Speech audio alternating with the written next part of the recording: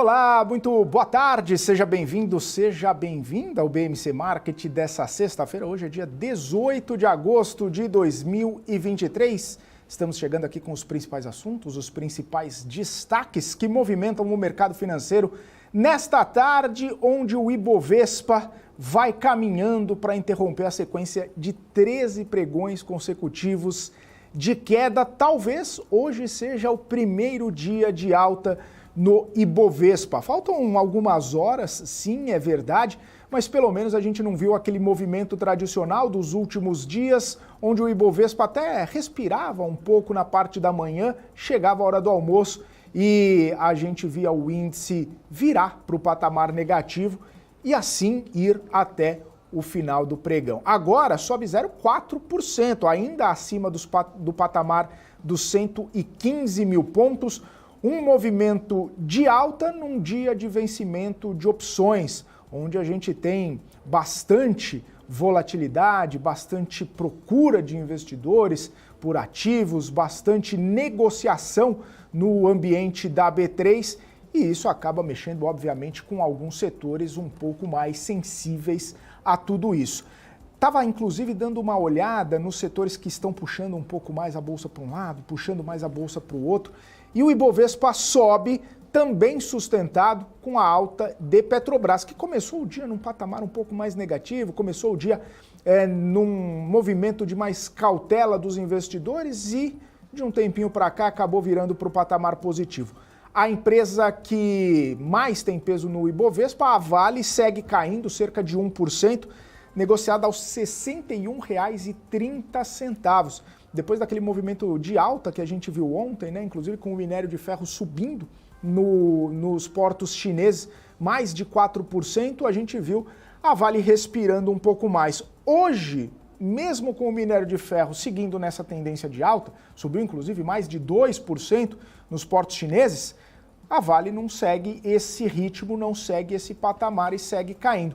Mas quem acaba sustentando, justamente Petrobras, o setor financeiro, grandes bancos seguem num patamar positivo, a gente vê o Itaú subindo, a gente vê o Bradesco subindo, a gente vê até mesmo o Banco do Brasil nessa movimentação de alta e puxando aí, ou sustentando um pouco dessa alta do Ibovespa. Quem tem se destacado bastante, sim, é o setor de varejo. O setor de varejo acaba vivendo um melhor momento nessa sexta-feira, justamente nesse dia tanto de vencimento de opções, quanto também um dia onde a gente vê a curva de juro dando uma arrefecida, dando uma fechada, depois de ontem ter um movimento mais misto ali, diante de todo o cenário internacional e algumas incertezas que foram colocadas sobre tanto a questão fiscal, né, justamente com toda aquela situação envolvendo Câmara dos Deputados e governo federal, na figura do ministro Fernando Haddad,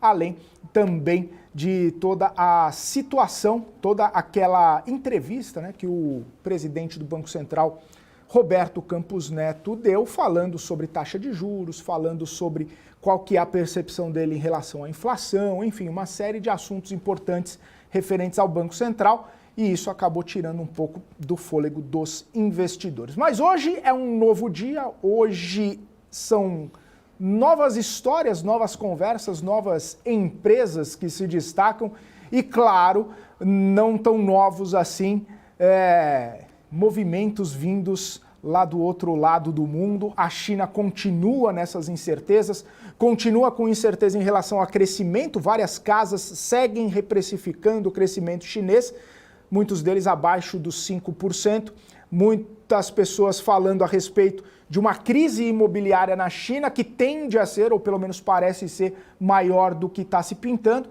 e o movimento agora de Evergrande indo lá nos Estados Unidos pedindo o famoso capítulo 15 para tentar se proteger contra a falência, uma das maiores empresas do setor imobiliário da China, tentando essa cautela, tentando essa proteção para não viver mais maus momentos daqui para frente. E claro, falando de Estados Unidos, a gente não pode deixar de citar todo o movimento de alta das Treasuries, onde os títulos do Tesouro de 10 anos seguem em patamares bastante elevados, batendo recordes, inclusive ontem, máximas de cerca de 10, 15, 20 anos por aí. Então, a gente vê todo esse movimento, tirando um pouco do ânimo, tirando um pouco da liquidez aqui no Ibovespa. Mesmo assim, a gente vê um dia de alta hoje. E claro, sobre esse assunto, sobre todos esses assuntos, a gente vai conversar aqui com o Marcos Saravalli, que já está na bancada, o nosso caro Saravalli, estrategista-chefe da Sara Invest, todos os dias, tirando os dias que você não vem, né, Saravalli? Mas todos os dias aqui com a gente. Todos os dias que eu venho, eu estou aqui, né? É isso aí, sempre com a gente aqui. E aí, Saravalli, muito boa tarde. Boa tarde, Felipe, boa Tudo tarde certo? a todos. Melhor agora, né? Com essa chegada, sexta-feira, dia de alta. Você falou que o brasileiro gosta de 13º, mas de 14º todo mundo gosta também, né? Se tiver, melhor ainda, né? Mas não no caso da queda do Ibovespa. Né, 14º é para privilegiados, né? São poucos que tem, né? Tô para ver 14º. Mas vamos tentar romper esse dia de alta aqui nessa sexta-feira, mas nenhuma alta expressiva. E não só Ibovespa, mas também as bolsas internacionais. E lembrando, pessoal, já fazendo um spoiler, no nosso terceiro bloco, vamos deixar para o último bloco. Sim. Hoje a gente está programado para a nossa sessão de gráficos, ainda sem nome. Eu vou exigir aqui ao vivo para o time da produção a gente fazer uma vinhetinha especial. Mas eu vou falar um pouquinho sobre os gráficos e também a gente vai olhar um pouquinho para o histórico, não só do Ibovespa, mas também do S&P 500. E eu já vou antecipar para vocês, pessoal, que esses movimentos de realização de lucros, né, do pico aí até um movimento de baixa, eles são super naturais, eles acontecem todos os anos. Então, se é a primeira vez que você está entrando na Bolsa nesse ano 2023, entenda que isso acontece todos os anos, esses movimentos de queda. Mas para o nosso Ibovespa, a gente vai começando a encontrar outros culpados além do mercado internacional, que acaba sendo reflexo do mercado internacional e se traduzindo também no mercado local. A preocupação agora também é o efeito, né, do câmbio. Lembrando que na quarta-feira o Banco Central americano deixou tudo em aberto na ata. Ele chegou até a anunciar a possibilidade de ter que ocorrer novos aumentos, né? Talvez não seja o cenário base, não seja o cenário mais provável, mas ele falou, se piorar as coisas, talvez eu precise até continuar aumentando os juros, né? Como a gente está aqui num movimento de redução, né, do ciclo de aumento de juros, ou começar a reduzir esse aperto monetário, isso vai também trazendo uma tendência de valorização no nosso câmbio, já querendo se estabelecer nesse patamar de R$5. Ou seja, não é só o câmbio, isso pode impactar também nas projeções de inflação e, consequentemente, na tomada de decisão do Banco Central. Então, o cenário que a gente está vendo, né, somando todo esse contexto, não é só Brasília, não é só o contexto ainda de dificuldades da aprovação do arcabouço fiscal, o atraso, todo o ambiente político, mas também uns efeitos globais em relação à nossa expectativa de inflação, em relação também aos juros, né? Hoje, particularmente, o Felipe já falou, né? O varejo está agradecendo, mas nesses últimos 10, 15 dias, e como a gente viu também nos Estados Unidos, talvez estejamos muito perto de um patamar, do pior patamar, né, de títulos, né, dos títulos de 10 anos, de 30 anos nos Estados Unidos, desde a grande crise financeira mundial, desde 2008. Então, mais de 10 anos que a gente não via um cenário tão ruim. E o que o mercado está lendo? Né? Várias razões, mas também a dificuldade do próprio governo americano. Lembra que a gente fala muito de Brasil, mas o governo também é americano, né? Porque o que vai acontecendo isso? Se a curva vai subindo, é porque o governo está tendo dificuldade de fazer a sua própria rolagem, a sua própria captação. Um dos grandes financiadores, lembrando quem quer, a gente fala muito aqui de economia, mas lembra quem financia uma grande parte disso? É a própria China. Se a China compra menos, se a China está diminuindo sua posição nos títulos americanos, vai também dificultando na rolagem e o mercado vai exigindo um maior prêmio nos Estados Unidos, né? Então, todo esse fator, a gente entende que a China tem um grande peso, mas a gente começa a trazer impactos até na leitura da decisão de juros por aqui no Brasil, olhando para a câmbio. Enfim, a gente não tem um grande culpado, né? Mas parece que, pelo menos nesse mês de agosto, os astros resolveram se desalinhar, né? Sair do eixo ao longo desses últimos dias. Não tem um grande culpado, tem vários pequenos culpados, né, Saravalli? Ou um grande culpado. Se a gente pode ler assim, né? Um grande culpado podemos dizer que é a China, um outro grande culpado a gente pode dizer que é os Estados Unidos, outro grande culpado a gente pode dizer que é agora o câmbio dólar em relação a diversas moedas. Temos um grande culpado, não vamos falar no nome de ninguém aqui, mas chama-se Brasília também, dificultando um pouco, atrapalhando, né, mais uma vez adiado o processo de aprovação final do arcabouço fiscal, o que pode ser. E eu continuo com a mesma dúvida, né? O que será o nosso orçamento, né? A nossa expectativa de orçamento zero, vamos dizer assim, para 2024 ainda completamente em aberto nessa fonte aí de 130 bilhões. Mas falando de provocação aqui, eu acabei de fazer uma provocação no Twitter, daí pessoal, por favor, não me escutem, né? Então, depois o pessoal faça essa edição.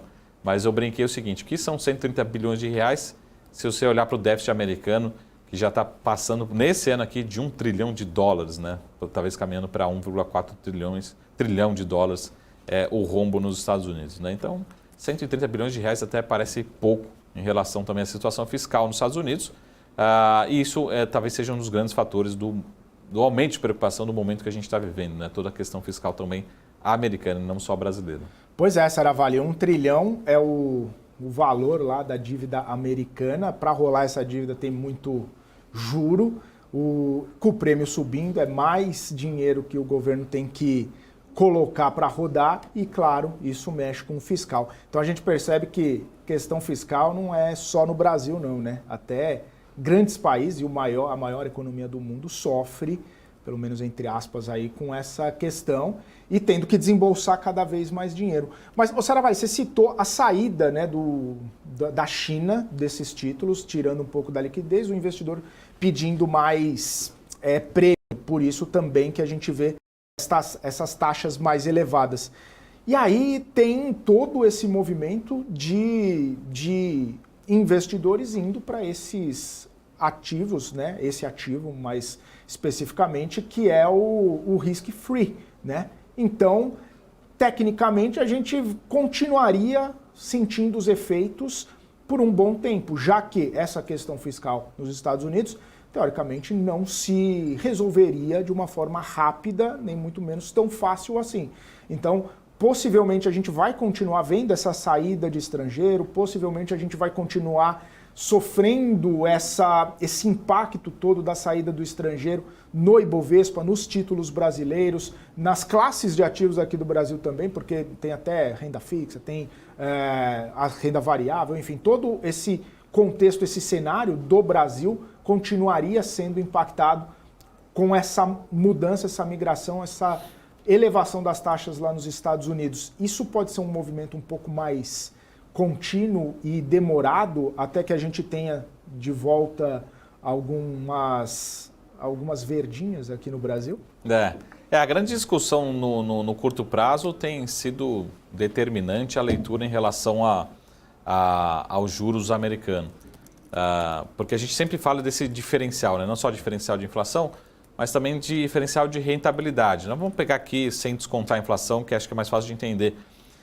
Se a gente está caminhando para uma Selic de 10%, mas imagina que nos Estados Unidos o mercado está projetando 4,5%, mais precisamente ali mais próximo dos 4,3%, e essa diferença vai ficando mais favorável para os investimentos nos Estados Unidos, em dólar, né? Se antes você tinha, por exemplo, conseguia ganhar um retorno muito alto aqui no Brasil em reais, o investidor começa a se questionar, né? O que é a dificuldade para o Tesouro americano, né, para o governo americano, em relação à rolagem, que assim como o brasileiro, a gente foi pedindo menos prêmio, lá os americanos, na verdade os credores da dívida americana, vai pedindo mais prêmio. Talvez a China não se concentre muito, então vamos aqui fazer um número fictício. É como se a China antes financiasse 100 bilhões de dólares, ela pegava todos os 100 bilhões e falava, dá aqui para mim que eu vou financiar. Hoje não, a China entra com 10 bilhões e depois o governo americano tem que achar outros 9, entra com 10 bilhões, outros 9 investidores para assumir cada 10 bilhões. Então tem que pulverizar muito mais e os investidores estão exigindo cada vez mais prêmio, mostrando essa dificuldade. Então pode ser por questão de guerra, pode ser por outros fatores, mas a verdade é que também a China precisa, encontra dificuldades no seu ritmo de crescimento e vai diminuindo essa exposição e essa ajuda que sempre teve em relação à exposição no Tesouro norte-americano. E os títulos americanos vão tendo que ser negociados com prêmios maiores, né? Então, aqui no Brasil, a leitura é que continua tendo essa fuga de capital, né? Por mais que o governo, a gente veja essa sinalização de queda de juros, talvez no meados do ano que vem, mas a percepção também é que o dólar vai se fortalecendo, se tornando um porto seguro, e como a gente está vendo nos treasuries aí de longo prazo, de 10, 30 anos, mostrando essa precificação muito grande. Então, não só em relação ao real, mas a preocupação é justamente essa, né? Se esse movimento continuar, né? Vamos isolar aqui na madeira, ao longo do mês de agosto, ao longo dos próximos 2, 3 meses, talvez a gente veja antes do nosso real voltar para a casa dos 4,70 e ir acima dos 5,10, 5,20, caso continue esse movimento global, porque o movimento que está acontecendo é um movimento global, não tem nenhuma mudança na trajetória brasileira, é um movimento que trouxe valorização do dólar em relação a todas as moedas, só que a gente pode começar a ter preocupação em relação até a nossa política monetária também de curto prazo. Então, acho que esse é o questionamento do Boletim Focus da segunda-feira, ao longo da semana. O quanto essa nova projeção de câmbio de curto prazo já começa a impactar as projeções. O que a gente viu na curva de juros é que aqueles mais super otimistas estão descartados, não existem mais, né, aquele otimista, mas com certeza a gente vai ver na próxima reunião do Copom, está longe ainda, mas começar a trabalhar com esse aumento da percepção de risco, dos fatores de risco, sobretudo do câmbio no curto prazo. Acho que ninguém tinha uma projeção de R$5 no curto prazo. Pelo contrário, né? Tinham super otimistas ali trabalhando com patamares ainda menores. Isso há 40 dias atrás. Estava sendo revisado cada vez mais para baixo, né? Chegou nos 4,93, se não me engano, no último Boletim Focus. Mas parece que aquela percepção do começo do ano dos economistas para o câmbio na casa ali dos 5 e pouco, parece que talvez acabe acertando, né? Já que está difícil acertar a Selic e a inflação, né, no Focus no começo do ano, pelo menos o dólar, talvez eles É aquele momento que eu vou perder a amizade de 100 economistas do Boletim Focus, né? Mas parece aquele momento que a famosa frase, você mira no que não viu, ou no que viu, e acerta no que não viu, né? Então, assim, eles estavam mirando no 5,10, mas por um outro motivo, vai acabar talvez acertando o 5,10, mas por conta de uma mudança completamente drástica do cenário, né? Principalmente do cenário americano. Mas talvez acerte ali no final, eu estava certo, realmente está caminhando para os 5, 5,10. Né? Não importa como, né, Saravalli? O que importa é acertar.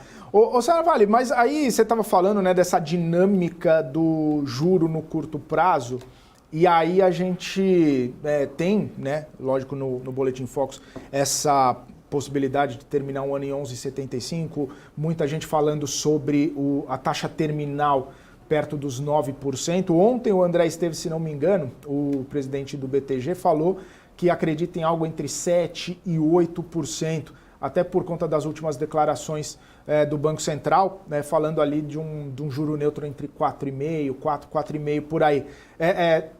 Você não acha que talvez seja muito baixo esse 7%, 8%, principalmente com a gente olhando ainda as taxas lá nos Estados Unidos ainda mais elevadas, e esse diferencial não abriria a possibilidade de baixar tanto, de reduzir tanto assim? O Brasil ainda precisaria ter uma gordurinha a mais para não trazer dificuldades para nós aqui? Uma soma de fatores, mas se eu fosse colocar um principal fator, o que fez essa percepção de risco, né, do Brasil de tentar traduzir, convergir a expectativa para médio e longo prazo, vários motivos, né, mas o principal motivo, se eu fosse dar um nome aqui, foi arcabouço fiscal. Só que arcabouço fiscal, eu volto a dizer, se a gente não tiver, não confirmar, se tiver confiança que vamos entregar, né, um déficit próximo do 0 a 0, que seja algo muito próximo, mas não dá para entregar menos 100, menos 130 no ano que vem. E essa resposta ninguém tem ainda, pelo contrário, né, cada vez mais preocupante em relação ao orçamento do ano que vem. Se começar o mercado comprar que vamos ter mais um ano de déficit, ou pelo contrário, né, a partir de 2025 a gente não tem, então praticamente descartada a possibilidade de entregar um superávit, a gente não vejo espaço nenhum para ter muito além dos 9%. Uma coisa, acho que eu entendo ali os banqueiros, né? Uma coisa assim, o que eu gostaria, acho que todo mundo gostaria, 100% dos brasileiros, dependente do seu lado político, que a gente tivesse um crescimento sustentável com taxa de juros mais próximas do neutro, que fosse mais próximas da realidade mundial, né, um patamar abaixo de 2 dígitos, de uma forma mais rápida. Mas a gente vai ter ambiente para isso, né, senão qualquer respiro, até na parte de gráficos eu vou mostrar um pouco disso, né, de certa forma, o mundo está ali com seus espirros, suas tosses, né? Mas parece que o Brasil já fica gripado muito rápido. a gente vai ver que também no Brasil, a gente, né, Ibovespa, se desvalorizou muito rápido, as moedas se desvalorizou muito rápido. Então, qualquer movimento global, o Brasil, por ser também um país emergente, muito sensível, a gente se desvaloriza muito rápido. Então, essa é a preocupação. Quanto que a gente vai conseguir comprar, entregar, ter credibilidade, ter confiança que a gente vai entregar um superávit em 2025. Esse é o cenário. Caso contrário, né, começando a comprar aqui, a possibilidade vai ficando mais difícil. Infelizmente, difícil termos uma Selic além dos 9%, muito abaixo de 9% de 2024 para frente. Né?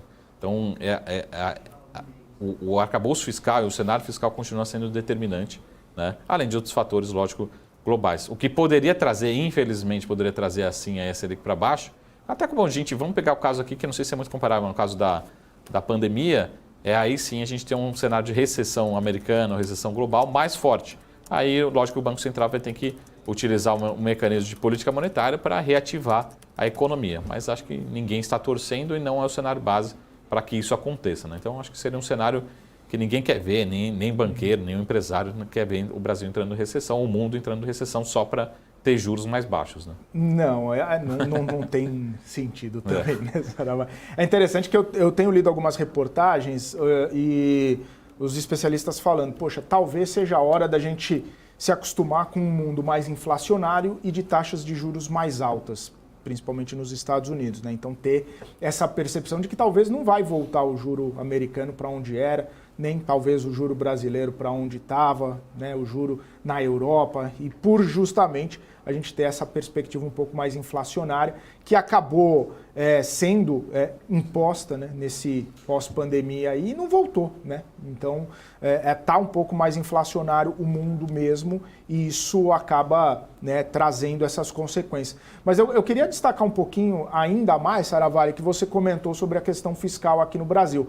E parece que saiu um pouco do radar do Banco Central. A gente veio comentando depois da última ata, depois do comunicado, que era um ponto central a questão fiscal, né, nas últimas reuniões do Banco Central. Nessa ela ficou um pouco mais lateralizada, né? Mas se em setembro a gente não tiver nenhuma definição ainda, pouco provável não ter o arcabouço, mas dependendo de como ele sair, dependendo de como vier, como estiver a discussão da reforma tributária, você acredita que pode voltar para esse tema central? Justamente porque não é só no Brasil, está todo mundo discutindo essa questão fiscal, todo mundo discutindo esse endividamento excessivo, essa capacidade dos governos de cada vez mais se endividar e trazer essa cautela para dentro do seu quintal aqui. Então, talvez esse possa ser um tema um pouco mais abordado na próxima reunião e, consequentemente,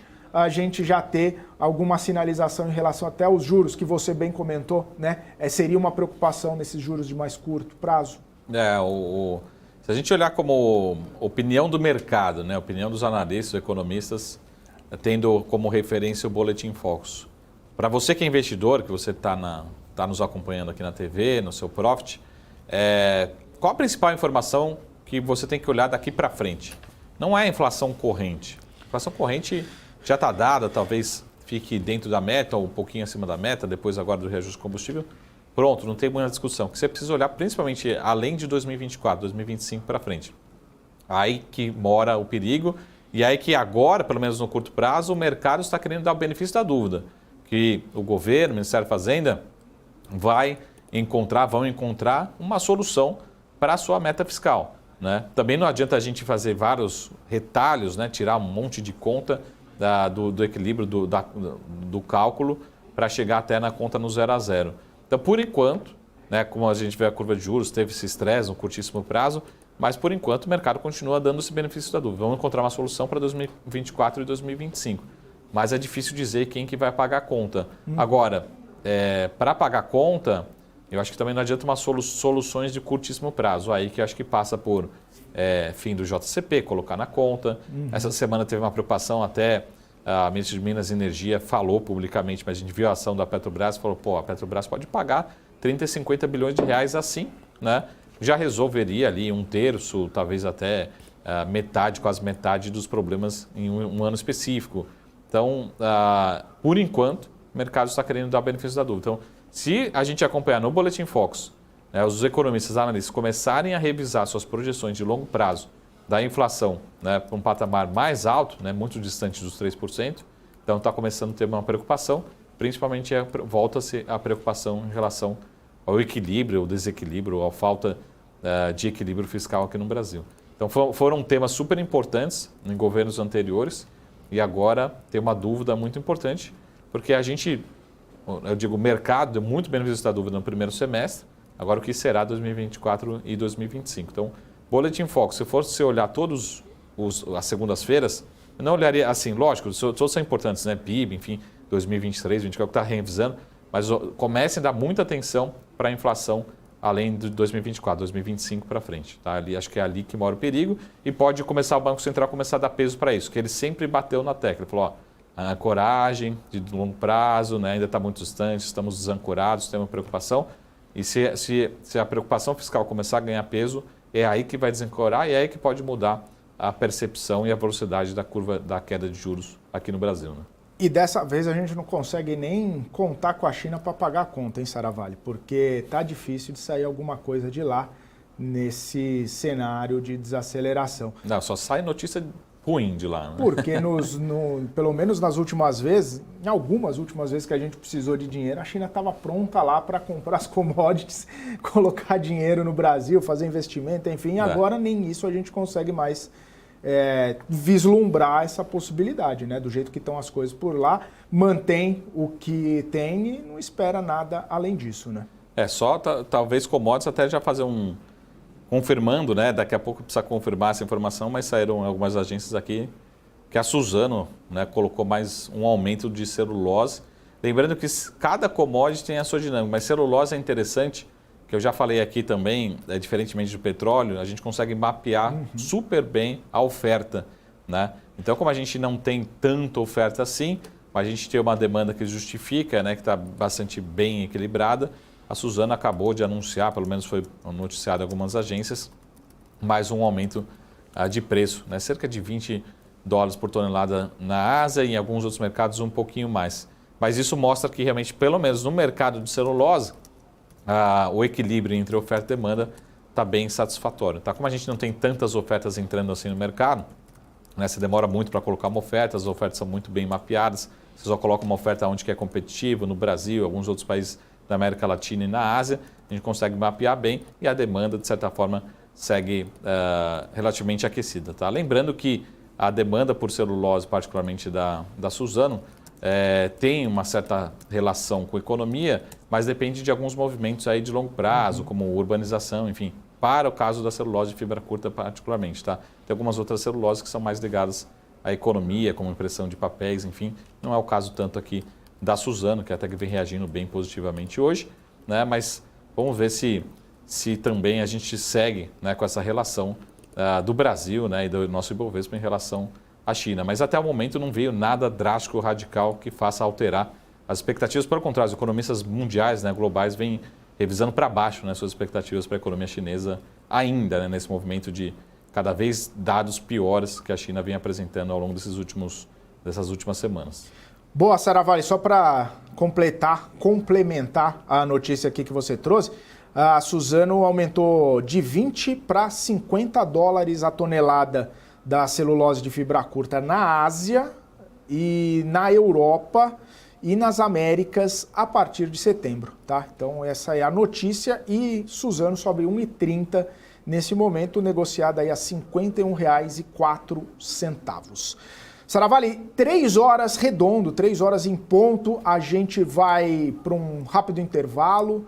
Na volta, a gente continua batendo esse papo sobre as movimentações do mercado financeiro. Nosso convidado já vai estar por aqui daqui a pouquinho, inclusive, a gente batendo mais papo sobre vários setores aqui do Ibovespa que estão tendo uma movimentação bastante importante nessa sexta-feira. E, claro, você continua aqui com a gente, porque o intervalo aqui no BMC Market é rapidinho. Então não sai daí, a gente volta já já.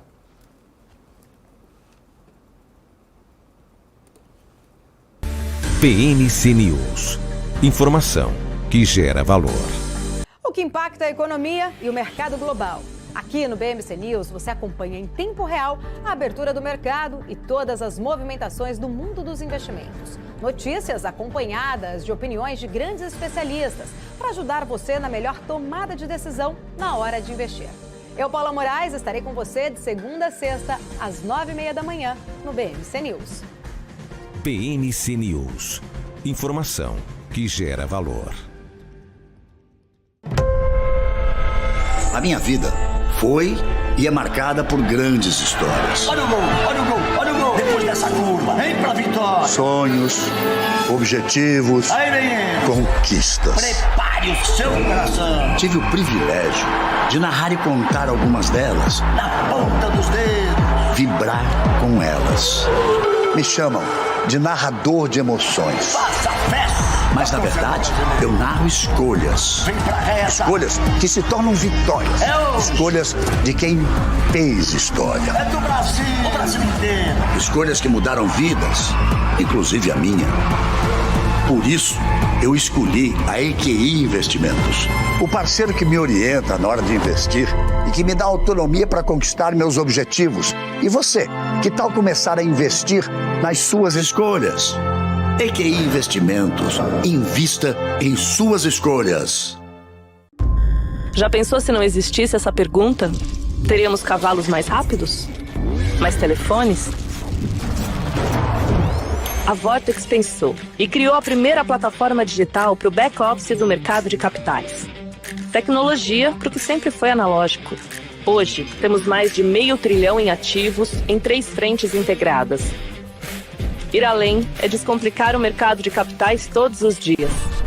Vortex. Beyond. BMC News. Informação que gera valor.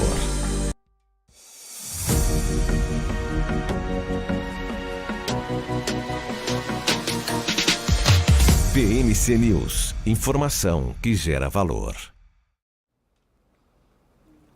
Estamos de volta aqui na programação BMC Market ao vivo, só fazendo uma retificação aqui muito bem trazida pelo Marcos Seravalli, que Suzano anunciou um aumento de $20 na celulose de fibra curta para a Ásia, mais $50 para a Europa e também mais $50 por tonelada nas Américas a partir de setembro. Não foi de 20 para 50, foi mais 20 na Ásia, mais 50 na Europa e mais 50 nas Américas, isso a partir de setembro. Claro que também trouxe ali uma perspectiva, né? Um ânimo um pouco maior aqui para as ações de Suzano, que seguem subindo nesse pregão.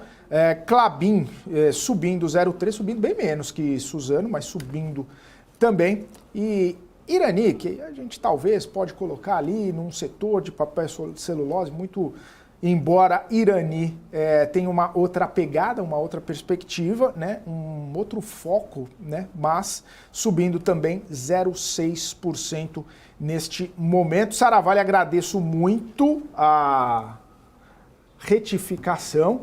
E, enfim, né, esses aumentos no preço da celulose, você falou, dá para mapear, dá para você saber de onde vem, para onde vai, a oferta e tudo mais, mas também o Brasil, na figura dessas companhias, acaba sendo bastante forte, né, nesse setor aí de papel e celulose, grandes companhias, a Suzano também, tanto é que Suzano está tendo um bom desempenho, se a gente pode dizer assim, nesse período que a gente fala, o rally da Bolsa, né? Desde março, desde do segundo trimestre ali mais ou menos até agora, um bom desempenho de Suzano nessa faixa de tempo, né? Até depois você pediu para falar um pouquinho sobre o mercado, mas são vários podemos dizer assim, vários papéis diferentes, tá? E quando a gente fala celulose de mercado, o que é celulose de mercado? Que é principalmente o caso da Suzano. E quando a gente fala de Suzano, a gente precisa lembrar que é uma fusão a Suzano, né? São vários ativos lá dentro, né? Uma parte grande que veio lá da antiga Fibra, antiga VCP, né? Entregando idade aqui, que era principalmente focado em celulose de mercado. O que é celulose de mercado? Eu tenho os ativos florestais, eu faço a celulose e tudo que é produzido de celulose eu exporto, né? A antiga Suzano, lá de trás, ela tinha os ativos, uma parte também de papéis, né? Você vai numa papelaria, a gente encontra ainda hoje algumas marcas Suzano. Mas por ser uma celulose, uma parte de celulose tão grande, a gente acabou fazendo, a gente sempre faz um resumo, né? O que é a Suzano? Suzano é uma empresa exportadora de celulose. Então, lógico que também faz outros mercados, mas a gente acaba sempre fazendo um resumo, né? Fala, como é que eu consigo entender Suzano? E grande parte desse mercado é exportado para vários mercados, mas quem acaba consumindo muito a nossa celulose aqui da Suzano é a China. E quando a gente fala de celulose da Suzano para a China, particularmente, também é muito a celulose fibra curta, aqui muito baseado em eucaliptos aqui no Brasil, que tem uma produtividade incrível, né? Mas pode ser até outras árvores, outras madeiras, outras fontes de celulose, e para uso de higiene pessoal, principalmente. Tá? Então, quando se fala muito de papéis para imprimir, para escrever, jornais, revistas, enfim, a gente está falando principalmente de revistas, outros materiais de impressão, a gente fala muito de celulose de fibra longa, particularmente. Tá? Então, continua essa demanda, né? Como eu disse, a oferta é relativamente mapeada, mas mostrando também que a demanda, pelo menos celulose de fibra curta, continua forte e saudável. É engraçado que até contradiz um pouco com as demais commodities, né? Então, assim, por que a celulose, né? A Suzano está repassando aumento se a gente só vê o minério de ferro despencar, essa demanda despencar, mas também tem dinâmicas diferentes. Até como o caso de uma empresa um pouco menor, que também a gente acompanha, é a Ferbasa, né? A Ferbasa também não deixa de ser uma commodity, mas é uma liga ali, um ferro-liga, muito mais ligado ao aço inox, que tem toda a sua aplicação diferente do que o aço carbono, né? Então, o aço inox tem uma dinâmica bem diferente, uma oferta diferente, também seus produtores, seus insumos diferentes. Então, para você entender sempre cada dinâmica, mas uma boa notícia, pelo menos parece que a demanda pela fibra curta da Suzano e do mundo continua bem estabelecida, né? E é um segmento muito mais previsível do que outros mercados, né? Só para fazer um resumo do Suzano, Klabin. Por isso que Suzano teve um bom desempenho ali na pandemia, né? Porque eu me lembro todo mundo estocando papel, né? Aqueles carrinhos cheios, né? Eu falo assim, aí está Suzano. A prateleira vazia no setor de papel. Eu não sei que eu preciso comprar carne, não. Preciso comprar leite, não. Laranja, não. Preciso comprar o quê? Papel higiênico. Papel. E essa em março, abril de 2020, né? Essa era a verdade, né? Pois é. Não sei o que vai acontecer, mas... Não pode ficar sem papel. Sem comer, talvez. Mas foi até interessante que foi um movimento, pessoal, e isso não é preconceito, isso é natural. Todo movimento que hoje já está muito mais ameno, mas esse movimento de urbanização da China também. Isso trouxe demanda por papel, por todos os papéis, mas principalmente pelo papel de higiene pessoal, né? Então as pessoas, nessa tendência de urbanização das grandes metrópoles chinesas, também trouxe um movimento de demanda muito forte. A demanda disparou nesses últimos 20, 30 anos, né? Lógico que essa demanda não cresce absurdamente, mas cresceu muito mais rápido do que se previa. Isso deu espaço também para o Brasil ganhar muito espaço. Deu chance para o Brasil ir ganhando espaço. E lembrando também que no Brasil, diferentemente de países europeus, enfim, Canadá, a gente aqui tem uma bênção, né? Lembra que a gente falou ontem de energia? Também a nossa árvore, também, lógico, por conta de muita pesquisa, né, científica, enfim, né, mas também as nossas árvores aqui elas são muito produtivas, né? Nossas florestas de reflorestamento são muito produtivas. Esse é um dos principais motivos do porquê a gente é muito competitivo e a margem, né, da Suzano, da Klabin, rentabilidade dessas empresas são muito fortes, né, muito competitivas, muito eficientes. Tá? Então, esse é o resumo. Como o Felipe falou, Klabin, ligado muito a papel cartão particularmente, mas tem uma parte de celulose de mercado. E a Irani não. A Irani é uma empresa 100% né, integrada, muito ligado, mas ela acaba não vendendo a celulose para terceiros. Né? Então, esse é um resumo um pouco do setor. Trazem 3 empresas listadas. Boa. Então, do mercado, só para finalizar, de mercado mais consumidor, China, Estados Unidos e Europa. São os 3 polos mais consumidores de papel e de celulose. Porque a China, se imagina que a China tem a sua Klabin lá da China. Só que a Klabin da China não tem floresta, não tem celulose. Então ela tem que comprar de alguém. Tá? Lembrando que quando a gente fala de celulose de mercado, não quer dizer que seja um mercado todo de celulose. Nesse mercado de celulose de mercado, não entra, por exemplo, a Irani. A Irani ela não vende para ninguém, ela vende para ela mesma. Então o que a gente fala de celulose de mercado é o que está disponível para outras papeleiras comprar, mas a principal demanda continua sendo China, Europa e Estados Unidos, mas principalmente China também, no caso da Suzano, das exportações da Suzano. Né? Tem então empresas de papel que não tem a celulose e acaba comprando do mercado para fazer seus papéis, né? Seu papel cartão, seu papel de embalagem, seu papel de imprimir e escrever, todos os tipos de papéis. Maravilha, Saravelli. Saravelli, deixa eu trazer uma notícia aqui importante. Acabou de sair, inclusive, daqui a pouquinho a gente continua batendo esse papo contigo e com o nosso convidado que já está chegando também, mas é que acabou de sair a notícia sobre o secretário especial da reforma tributária. Ele está concedendo uma entrevista à Exame, e aí ele diz o seguinte, que o governo vai enviar logo o projeto sobre fundos exclusivos. Uma reforma ampla do imposto de renda provavelmente só vai depois da promulgação da PEC do consumo, porque diz também que tributar grandes fortunas não está na mesa nesse momento. Provavelmente deve ter uma ideia aí de tributar a distribuição de dividendos com redução da alíquota da empresa, mais ou menos ali o que já vem sendo sinalizado, né?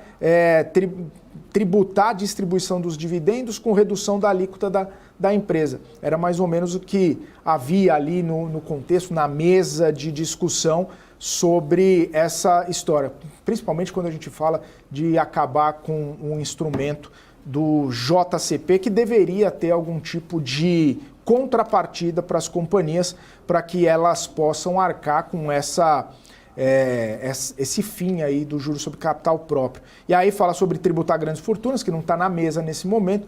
Foi uma sinalização, inclusive, que o próprio ministro Fernando Haddad fez recentemente, de que isso pode ser deixado para depois, que não necessariamente vai ser colocado em discussão agora, até porque ainda tem bastante coisa a ser batido o martelo, né? Ainda tem muita coisa a ser definida antes de colocar essa pauta em discussão, em tramitação lá no Congresso Nacional. Mas, por outro lado, fundos exclusivos seguem na mira, né? Os fundos exclusivos seguem na mira do Ministério da Fazenda e do governo federal, justamente porque vai ter, em breve, um projeto para tributação desses fundos, ou pelo menos para mudanças de regras a respeito desse fundo. É o secretário especial da reforma tributária que está falando, está dando uma entrevista, e a gente trazendo os principais destaques aqui, justamente para a gente ter uma percepção ali do que pode acontecer daqui para frente, já que, como muito bem o Saravelli trouxe aqui no comecinho do primeiro bloco, Brasília ainda segue sendo um ponto de atenção dos investidores. Todos os projetos, todas as discussões que acontecem por lá, a gente fica monitorando e sabendo, né, tentando relacionar com as movimentações do mercado financeiro. São 3h15. Deixa eu já chamar o nosso convidado, Phil Soares, chefe de análise de ações da Orama, já está aqui conosco. Phil, seja muito bem-vindo mais uma vez aqui no BMC Marketing. Boa tarde para você, é um prazer falar contigo. Olá, boa tarde, Felipe, boa tarde, Marco. Um prazer estar aqui com vocês, como sempre. Prazer é nosso. Phil, estava dando uma olhada aqui no Ibovespa, a gente estava até numa alta um pouquinho mais elevada, eu posso dizer assim, no comecinho do nosso programa, cerca de 0,4, 0,5, agora perdendo um pouco de fôlego, 0,15. Queria entender sua percepção, né? Foram 13 pregões consecutivos de queda, hoje o Ibovespa tentando reverter esse movimento, tentando respirar um pouquinho, até mesmo numa questão talvez mais psicológica, né, de 13 pregões consecutivos, já que a gente teve cerca de 6% de queda em todo esse período. Como que você está vendo esse movimento? O que você pode falar a respeito dessas quedas sucessivas? Isso traz também esse componente mais psicológico para os investidores? Ou é preocupante engatar uma sequência, mesmo que numa magnitude não tão grande, não tão forte assim de queda, mas é preocupante engatar quedas e quedas sucessivas? Como que você está vendo essa dinâmica, esse movimento todo? Então, a gente aqui na Orama, a gente acredita que essa volatilidade de curto prazo, né, é um ponto bastante sensível para o investidor, especialmente o investidor, pessoa física, né? se a gente reparar, a gente teve também um recorde aí de N altas sucessivas há alguns meses atrás, né, quando a gente estava no período de alta ali, de maio, junho, foi um período de alta relevante aí da Bolsa, mas a gente acredita que essa volatilidade aí de curto prazo é temporária, né, afinal de contas, a gente vai ter o técnico aí passando e os agentes de mercado corrigindo para refletir o fundamento das companhias, né, e da situação econômica. A gente está tendo alguma quantidade aí de ruído político, né, um congresso que não está em atividade. Então, do ponto de vista micro Brasil, né, a gente não tem muita notícia. E lá fora a gente está com uma situação bastante ruidosa também, né, com questionamento sobre o crescimento da China. Então a gente vê um contexto aí de noticiário bastante adverso e por isso as quedas. Mas a gente acredita que é muito difícil a gente ter uma sucessão de quedas aí que se mantenha num prazo longo, enquanto a gente está atravessando um período de queda de juros no Brasil, né? Então, quando a gente pensa aí horizonte 6, 12 meses, acreditamos em alta, sim. Boa. Ô Fio, muito boa tarde. O Felipe está falando aqui um pouquinho sobre, até uma entrevista do API agora, outros veículos de imprensa, sobre a tributação em fundos exclusivos. Só para entender a sua opinião, vem essa tributação, acho que praticamente dita e certa aqui, isso pode trazer algum impacto no mercado de capitais, nas ações, assim, por exemplo, vai ter fundo exclusivo que vai fechar, vai migrar para uma estrutura, trazer pressão sobre alguma ação específica. Como é que você vê esse movimento? Né, e o que você espera? Você acha que também concorda com o próprio secretário aqui, que acho que é uma decisão praticamente, uma probabilidade muito grande, né, de acontecer? E os seus efeitos aqui para quem é investidor, né? Que recado passar para quem também tem esse tipo de estrutura? O fundo exclusivo ele é um veículo aí típico de clientes de patrimônio ultra alto, né? Então não atinge o investidor médio, né? Não atinge, em geral, o nosso público-alvo aqui na Orama. Do ponto de vista de impacto na Bolsa, a gente vê como uma medida que vai ter um impacto mais né, do investidor, que propriamente a Bolsa. Ela tem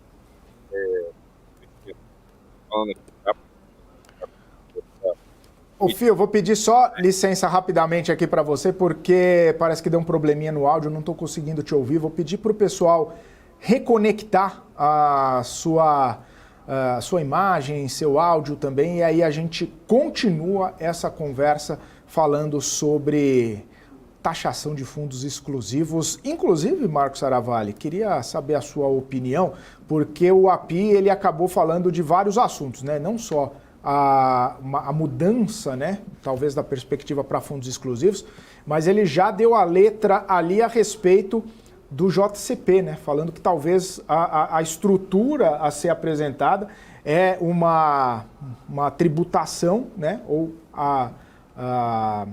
deixar de tributar, né, de não tributar, acabar com o instrumento do JCP, mas fazer algum tipo de compensação para as empresas. O que a gente vinha falando, né, Saravalli, de alguma forma vai ter que fazer uma compensação, senão as empresas arrumam um jeito também de tirar um pouco desse peso tributário das costas, né? A gente acho que falou aqui no marketing várias vezes, né? A gente falou assim, escutou aqui, o setor automotivo pediu, levou, né? Uhum. A gente está escutando aqui vários setores aqui pedindo, levando. Agora, quando vem o ministro Haddad e fala assim, a gente precisa trabalhar com as desonerações, né? Ou seja, voltar, reonerar, né, alguns setores, reduzir seus benefícios, com certeza esses setores vão ser impactados, né? Vão aumentar seu custo, reduzir sua margem, reduzir sua rentabilidade. Então, esses setores também vão exigir, né, setores impactados, direto e indiretamente, assim como fundos exclusivos. Né? O fundo exclusivo, imagina até como o Fio estava falando, são investidores ultra qualificados, né, com um patrimônio muito grande.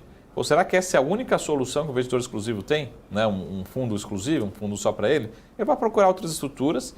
E o que pode acontecer também é esse investidor simplesmente tomar a decisão de montar uma estrutura fora do país, né? Encontrar outras alternativas eu possa ter o mesmo investimento, correndo o mesmo risco, mas com algum impacto, que não tenha tanto impacto fiscal, né? Porque a gente está falando de fundos exclusivos de 20 milhões, 100 milhões, 1 bilhão de reais, qualquer tributação ali também pode ser relevante, talvez nem para o lado da arrecadação, mas para esse investidor individual. Então, a gente volta aí para a criatividade. A verdade é que, principalmente em relação a esses subsídios, né, essas desonerações, na minha opinião, elas não deveriam existir. É porque ao longo do caminho é sempre o que acontece, né? Como a gente viu aqui no carro popular, né? Vai lá, bate na porta do governo, pediu, levou, né? Você vai criando jabuticabas ao longo do tempo. Depois é difícil, né?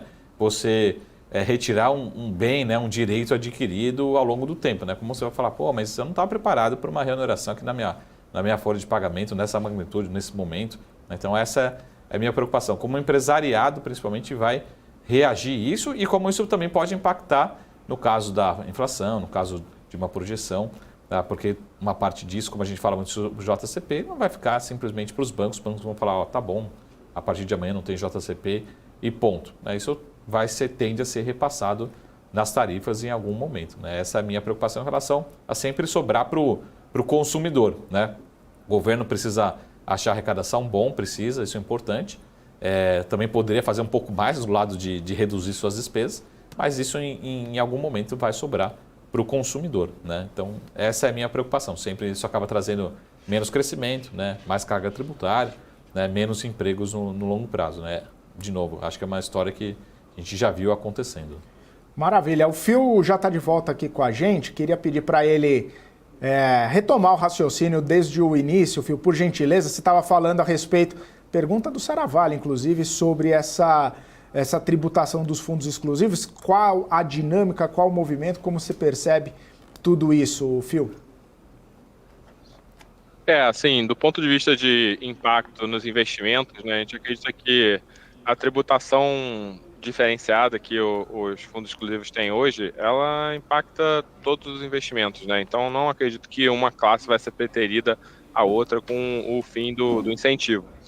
E, em paralelo, né, também a gente tem que pensar em isonomia tributária, né? Porque esse é um veículo, né, um mecanismo aí de benefício tributário que é muito único, né, e beneficia uma classe muito específica, enfim. Eu acho bastante adequado o fim desse mecanismo aí. Mas é claro que quem se beneficia hoje vai ficar bastante triste, né, com a perda aí desse tax loophole, que é bem interessante. Ô Phil, estava até dando uma olhada, falando um pouquinho mais de empresa e movimentação da Bolsa, né? Hoje, quem mais está se destacando é Magazine Luiza, depois de um resultado, depois de uma movimentação para baixo, enfim, depois de também subir em algum outro momento. Fato é que eu queria entender a sua visão do setor de varejo, principalmente Magazine Luiza e Via, né? Que são as duas que acabam trazendo mais paixões ali no mercado, mas eu queria entender um pouquinho desses movimentos, né, que Magazine Luiza, muita gente falou a respeito do resultado, que talvez não tenha sido tão interessante assim, muito prejuízo e também uma movimentação que eu vi depois de alta em alguns momentos da Bolsa. Como que você viu esses movimentos, né? E claro, já pensando, né, difícil de não falar da própria Luiza Trajano pedindo queda de juros, agora o Banco Central fez esse movimento, o que esperar daqui para frente da companhia nesse contexto todo? Bem, a gente observa varejo aqui com bastante proximidade, né? Em linhas gerais, a gente tem evitado se posicionar aí em varejo discricionário e também na parte do varejo ali de vestuário para baixa renda, muito em função de incerteza tributária, né? A gente está aí com a reforma tributária que deve atingir em cheio esse setor e além disso, a questão dos $50 aí de isenção, que é bastante sensível, né? Claro que especialmente mais para vestuário, mas também atinge aí a Via e a Magalu, né? Temos de resultado, a gente já esperava que fosse um resultado ruim, né? Eles estão com dificuldade aí de equalizar o seu economics, é um setor muito competido, né? Um setor com uma dinâmica competitiva bastante apertada, margens curtas, Então, o setor difícil de você afinar ali para fazer dinheiro, né? A gente já teve aí Magalu no melhor dos momentos, auferindo aí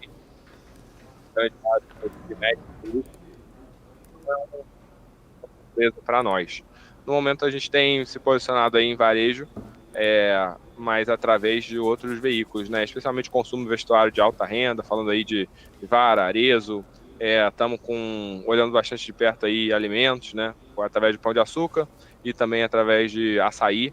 Então a gente quer se beneficiar dessa provável alta aí no setor de varejo, puxada por atividade econômica, puxada por queda de juros, através de outros veículos, né? Não está no nosso radar aí incluir varejo discricionário no nosso book, não. Ô Fio, aproveitando, como é que está a opinião de vocês em relação a proteínas, né? Tem uma série de dúvidas em relação à margem, rentabilidade, aumento de capital daqui e de lá, possível listagem da JBS, enfim, foram temas, né, ao longo desses últimos 2, 3 meses. E o investidor fica ainda bastante preocupado de movimentação societária. Como é que vocês estão vendo? Que não deixa de ser um pouco também de consumo, né, dentro de todos esses setores. Será que é o setor ainda para ser evitado? O pior já passou? Enfim, como é que você está vendo? Cada movimento tem, cada empresa tem seu dinamismo, né? Como é que vocês estão vendo proteínas como um todo? Então, a proteína é um setor que a gente gosta, especialmente proteína boi, só que as companhias que a gente tem aqui disponível na bolsa, né, são muito internacionalizadas. Então, falando aqui JBS Marfrig, tem um share aí de Estados Unidos que é mais da metade da companhia. Isso a gente não gosta no momento, né, porque a parte de gado nos Estados Unidos está passando por um momento muito difícil, né, um momento aí de margem espremida, e de pouca disponibilidade de insumo, preço alto. Então, a gente não tem se posicionado tanto em Marfrig quanto em JBS. Já a Minerva, a gente gosta bastante, né? A Minerva é uma empresa que tem uma estratégia aí que é muito foco em mercado exportador, mas mais pulverizado, né?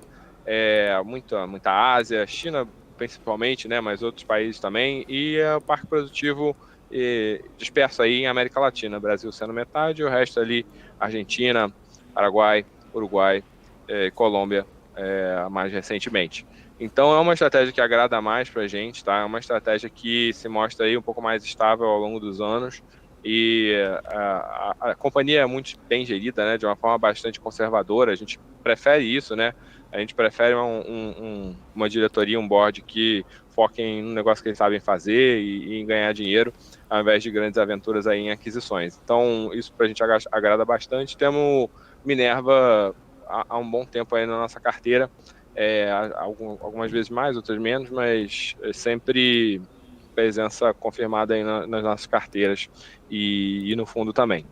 E a BRF, né, que é um case aí bem à parte, né, uma empresa que depois de sair dos trilhos há mais de 10 anos atrás aí ainda não conseguiu achar o seu rumo novamente, né, e é um desafio bem grande que a equipe lá do Miguel e da Marfrig, né, que agora é a controladora, tem na mão para colocar esse ativo aí rodando bem.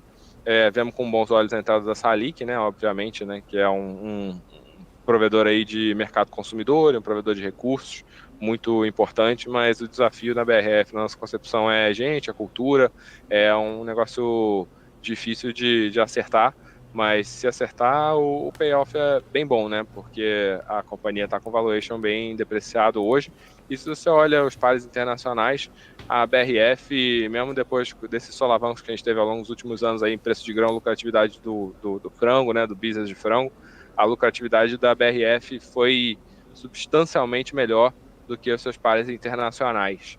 Então, esse é um ponto interessante, né?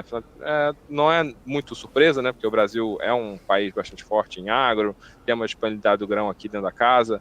Então, é até já esperado, mas é um sinal bom, né? Um sinal de que o ativo tem um diferencial competitivo geográfico importante. Então, é uma companhia que a gente olha com bons olhos, vê bastante potencial de alta, mas ainda não estamos recomendando a entrada, não. Vemos muito risco ainda no curtíssimo prazo. Maravilha. Fio, quero agradecer sua participação. Obrigado mais uma vez aqui, tá sempre conosco, sempre essa parceria. Um abraço para você, ótima sexta, bom fim de semana. Obrigado, um abraço. Prazer estar aqui com vocês. Até a próxima. Valeu. Obrigado. Phil Soares, chefe de análise de ações da Orama, aqui com a gente.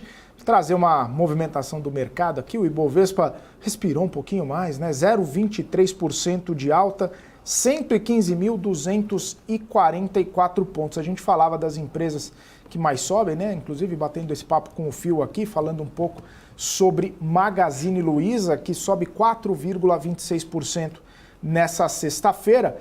Quem sobe também, Carrefour, subindo 3,64%, Azul 3,6%, Pets também subindo 2,74%. Quem cai, Ezetec 2,64%, a VEG 2,11%.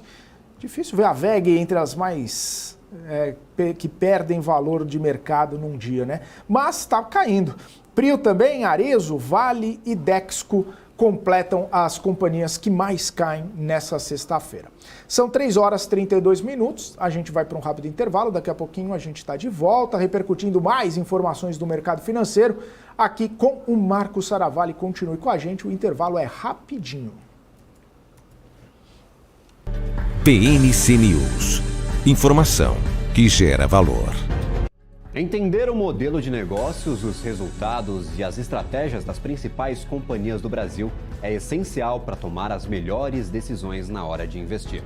E é isso que nós trazemos no BMC Business. Entrevistamos os CEOs e diretores das principais companhias de capital aberto do país. Eu sou o Gabriel Monteiro e encontro você no BMC Business todas as terças e quintas, às 22 horas, aqui na BMC News. BMC News. Informação que gera valor.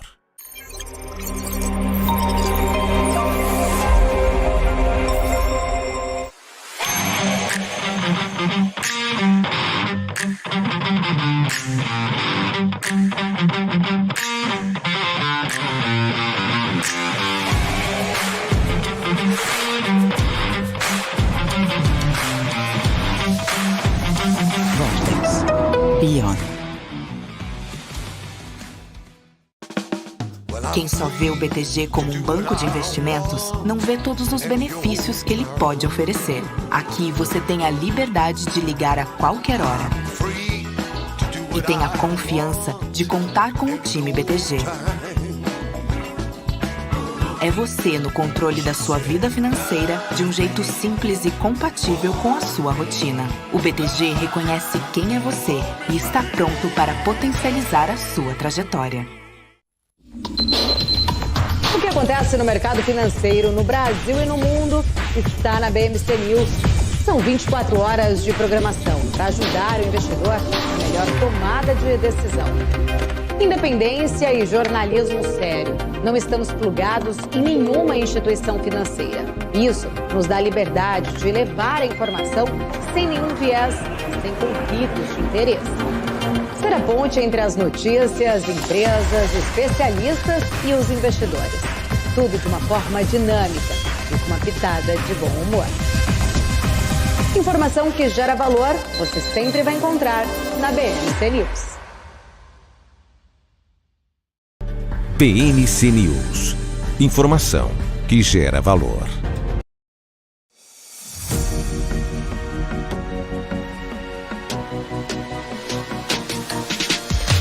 PNC News. Informação que gera valor. Muito bem, estamos de volta aqui na programação BMC Market. Estamos ao vivo em 3h35. Daqui a pouquinho, não sai daí, daqui a pouquinho tem o Sara Gráficos, o Marco Saravalli trazendo análises de vários gráficos para a gente tentar interpretar um pouco todo o cenário econômico lá nos Estados Unidos, na China, no Brasil, enfim, em todo o mundo. Mas antes do Sara Gráfico, Marco Saravalli, você sabe que isso é uma tática para a gente manter a audiência, mas antes do Sara Gráfico, que estava todo mundo esperando, tem uma notícia importante que a Vale, inclusive, poderia pagar dividendos extraordinários aos seus acionistas, isso de acordo com o BTG. A mineradora poderia distribuir cerca de 2 bilhões e 400 milhões de dólares em proventos, isso contando com o desempenho da área da divisão de metais básicos. Falando aí, o BTG reitera a recomendação de compra das ações de Vale, destacando que os desafios operacionais ficaram para trás e que a produção de minério tende a melhorar. Claro que a gente falou do cenário de China, a gente falou de desaceleração, a gente falou de todo esse movimento mais complicado para Vale e tudo mais, mas mesmo assim, 2,4 bilhões de dólares, dá cerca ali de 10, 12 bilhões de reais de dividendos, nada mal, né, para os investidores que estão monitorando ou estão comprados na mineradora. Seria um montante razoável, possível nas suas contas também, Sarravalli? Até interessante, não é tão comum assim, porque lembra que a política de dividendos da Vale é uma política que ela reflete, podemos dizer assim, é relativamente parecida com que a política da Petrobras. Então, você tem a geração de caixa líquida, né? Vamos pegar aqui a geração de caixa operacional menos os investimentos, que sobrar você multiplica por um percentual, né? Então, é super transparente. A companhia tem uma política de dividendos. Agora, talvez os analistas do BTG e os analistas estão falando aqui, né? Segundo, a gente está falando BTG porque foi um relatório do BTG comentando essa possível distribuição, porque vai ser um evento ali extraordinário. A gente vai vender uma participação, vai sobrar muito caixa, eu já estou extremamente desalavancado, não preciso pagar dívidas ou reduzir minha alavancagem, então esse dinheiro não precisa ficar no caixa, né? Então consigo distribuir para os meus acionistas. É um cenário bastante possível, não necessariamente provável, mas é possível já que houve esse evento externo, né? Vai ocorrer esse evento extraordinário. De novo, não é todo dia que a Vale vende um ativo representativo entre esse caixa de 2 bilhões de dólares aí, ou mais dentro da companhia. Então é isso que o analista está querendo dizer. Então se preparem, estejamos preparados, porque é possível. A gente já viu vários cases. Eu lembro de um case que não tem nada a ver com Vale e aconteceu, por exemplo, não sei se vocês lembram aqui de EZTEC. EZTEC tinham ali 2 ativos gigantes, né? Até conhecido como EZ Towers ali, depois que desmobilizou, que foi vendido, foi liquidado, monetizado, aí teve uma distribuição extraordinária, aí puxou. A única coisa que o analista, às vezes, o analista, o investidor, ele fica mal acostumado. Aí você fica olhando muito para trás, falando só, a EZTEC distribuiu 20% de dividend yield, 30% de dividend yield. Não, para você entender se teve algum evento extraordinário ali no meio do caminho, mas principalmente quando ocorre venda de ativos. Tá? Então, é um cenário bastante possível, comum, né? E principalmente por conta da Vale estar ainda muito desalavancada. Maravilha, Sarravalli. Muito boa essa explicação. 3 horas e 39 minutos. Chegou a hora já, Sarravalli, do grande momento mais aguardado de todas as sextas-feiras? Mais aguardado dessa sexta-feira, que vai ser a quebra do jejum, sequência de quedas. É que a concorrência está grande então, né, Sarravalli? Sara Gráfico ou a quebra do jejum? Também que quem é mais aguardado. Quem vai determinar a quebra do jejum vai ser o closing daqui a pouco, né? Sim, daqui a pouco. A gente só está aqui antecipando esse movimento. Mas vamos para os nossos gráficos de hoje, que a gente preparou aqui, e principalmente em relação ao mercado norte-americano. Pessoal, a gente precisa entender, e isso eu vou repetir várias vezes, você que já investe há 1 ano, há 5 anos, 10 anos, os movimentos não são lineares, né? A bolsa não sobe sempre, todos os dias. E a gente tem ciclos de queda. Se a gente pegar o ciclo de queda aqui da bolsa americana, a gente já teve ali um movimento de realização de lucros. Lembra como é que foi o ano? O ano começou, isso não só a Ibovespa, mas também a bolsa americana. Tivemos um começo de ano espetacular, depois veio aquele desânimo, fevereiro, março, como a gente consegue ver, uma queda ali quase da ordem de 10%, um pouco melhor, 9,20%. Isso ali do pico até o movimento de queda. Então a gente está vendo o segundo movimento de realização de lucros e ele é super natural, é super normal que aconteça esses movimentos, principalmente porque a gente teve uma alta, né, muito forte num período cuja sazonalidade é muito fraca, né? Ou seja, está todo mundo de férias e a bolsa americana continua subindo. Então é natural, voltou das férias, vamos realizar até porque precisa pagar o cartão de crédito. E no segundo gráfico, nesse próximo gráfico, a gente consegue ver historicamente. Será que isso acontece, se repete? Pessoal, todos os anos acontece isso no S&P 500. Num ano normal, então 2024 a gente vai estar falando disso, 2030, 2050, né? Agora que a BMC está na TV, os próximos 100 anos, a gente vai falar todos os anos, a gente vai falar aqui, né? 2024, quantos movimentos de realização de lucros, como a gente acabou de ver no gráfico anterior, acontecem durante um ano, num ano normal do S&P 500, pelo menos três vezes acontece esse movimento de realização de lucros, de queda, né? Um movimento, de queda por alguns dias. Esse ano, a gente só está no segundo. Então, se a gente mantivermos a tendência histórica, a gente vai ter pelo menos mais um movimento de pelo menos 5% de queda. Isso acontece na história do S&P 500 e o Brasil acaba acompanhando, tá? Então, vamos para o próximo gráfico, que é sempre a pergunta em relação ao Brasil e aos mercados emergentes. Aqui a gente está tirando os mercados emergentes e excluindo a China. O que aconteceu ali desde as eleições? Isso aqui não é o desempenho das bolsas, aqui é o desempenho do PI, né? Do múltiplo projetado, do preço sobre lucro projetado. Isso aqui é um gráfico disponibilizado pelo Bank of America Merrill Lynch num relatório recente aí de estratégia deles. Então, desde ali das eleições, a gente se descolou muito, né? Mas aí no repique, na alta, o que eu estou querendo dizer?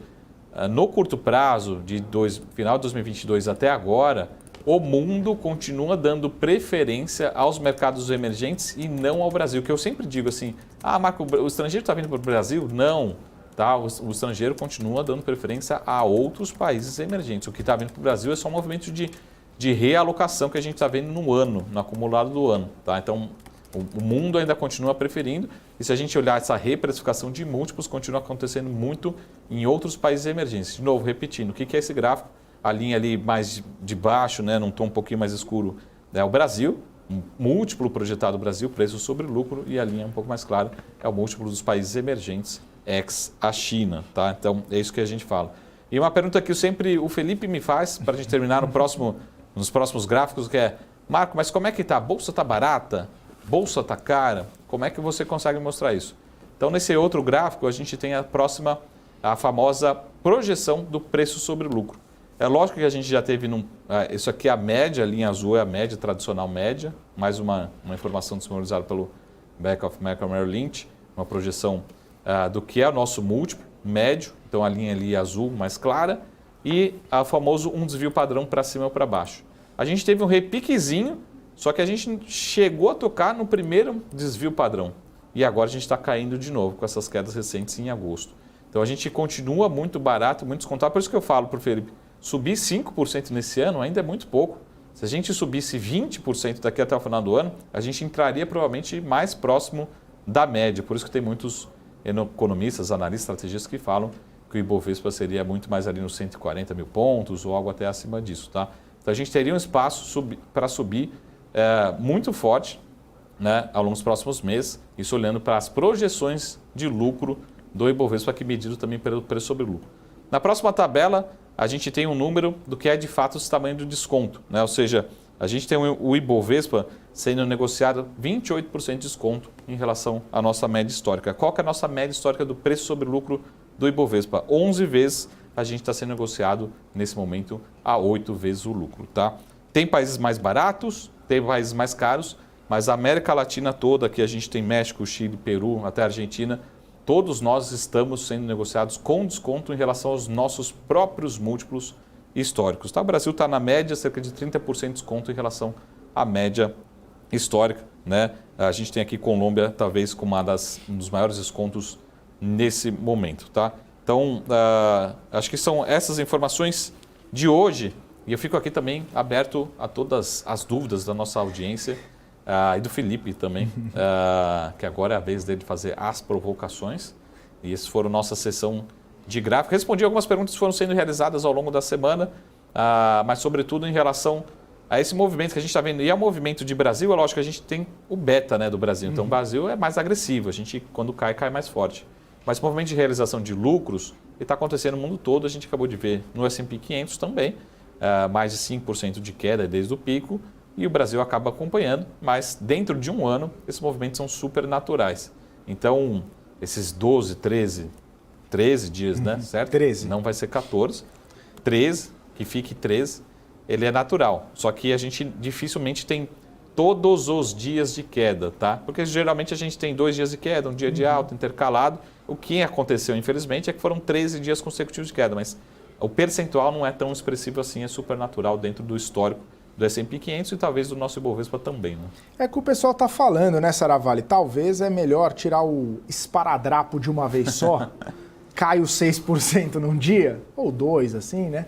Do que ficar sangrando aos poucos, 13 dias consecutivos, e aí vira manchete de jornal, e aí até veículos não especializados, a BMC é veículo especializado, mas veículos não especializados começam a criar esse ambiente, né, de temor, de cautela, de pessimismo, e que o Brasil não está indo para frente. São 13 dias, mas são 6%, né? Então, teve dia no Covid lá que a gente teve 2 circuit breakers num dia só, então...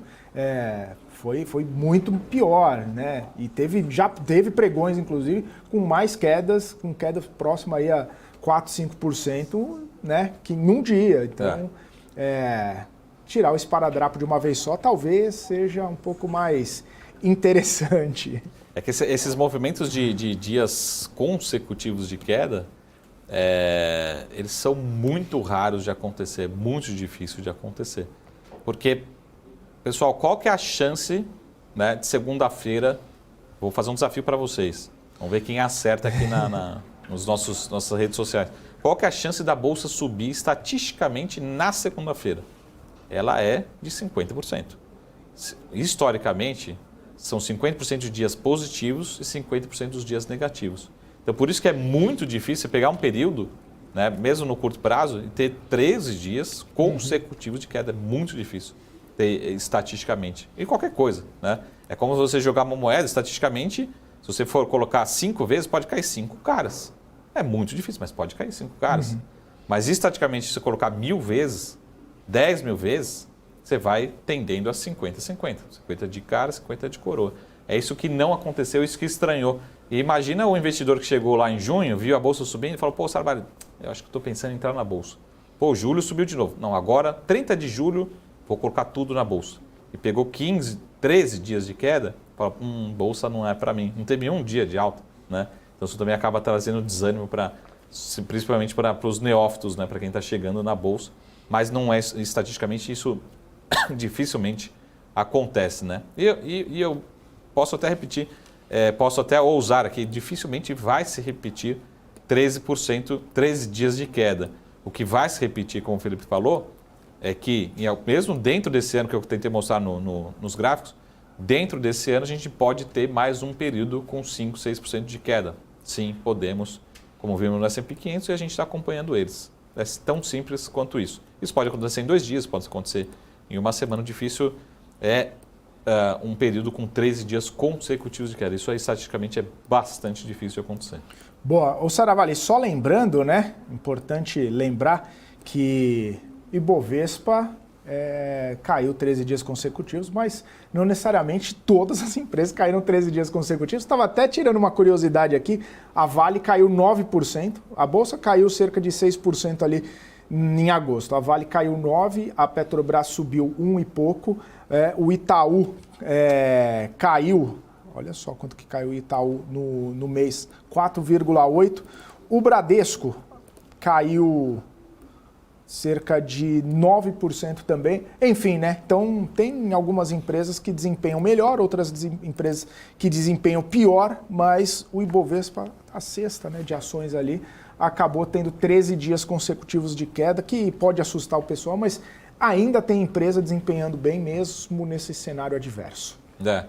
A gente olha para o caso de peso, né? A grande responsável por essa queda, já que vamos ser aqui radicais, mas a gente está falando que a Vale ela caiu o dobro do Ibovespa nesse período, praticamente o dobro, ou quase, né, o dobro do Ibovespa. Então, pelo peso da Vale, a gente teve uma responsabilidade também dos bancos, setor financeiro, mas não foi o que aconteceu com o Petrobras particularmente. A Petrobras ficou no 0 a 0. Então, se a gente pegar relativamente, a Petrobras até teve um desempenho muito bom. E aí, quando você fala de gestor, não os nossos recursos aqui, mas um grande gestor de patrimônio, com quem que ele vai comparar?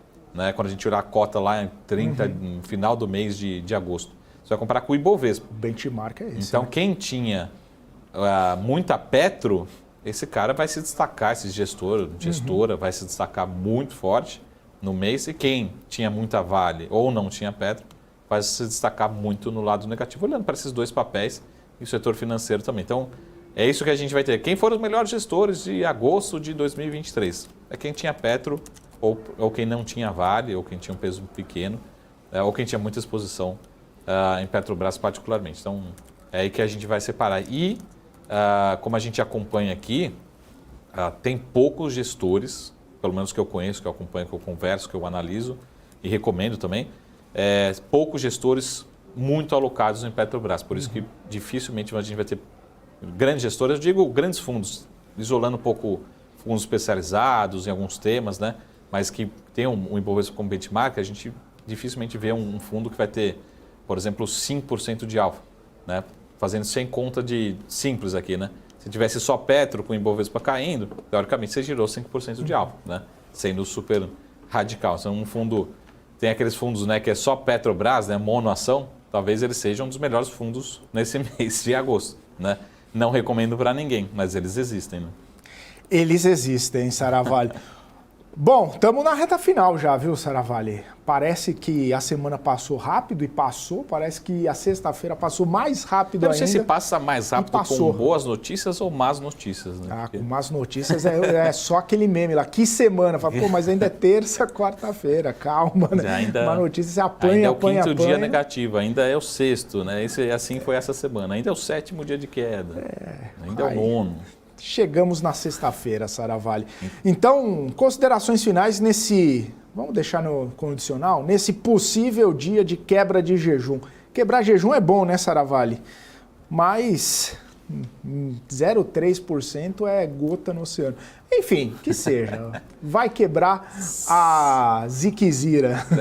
Sempre bom, até falando um pouquinho de recomendações, teve um outro relatório do BTG particularmente, mas falando do AXP, né, foi publicado hoje, e falando um pouquinho do tamanho do desconto, né, pelo menos segundo a avaliação do BTG, dos analistas do BTG, falando do AXP. O que eu estou chegando à conclusão que eu quero falar para vocês? Vários setores, mas principalmente o setor financeiro, na nossa opinião, ele ficou para trás, ele ficou descontado em relação aos seus fundamentos. Então a gente está vendo aí Itaú entregando bons resultados, as ações se desvalorizarem, própria XP, BTG, Inter também. Até o caso do Nubank, mas Inter, acho que o grande destaque.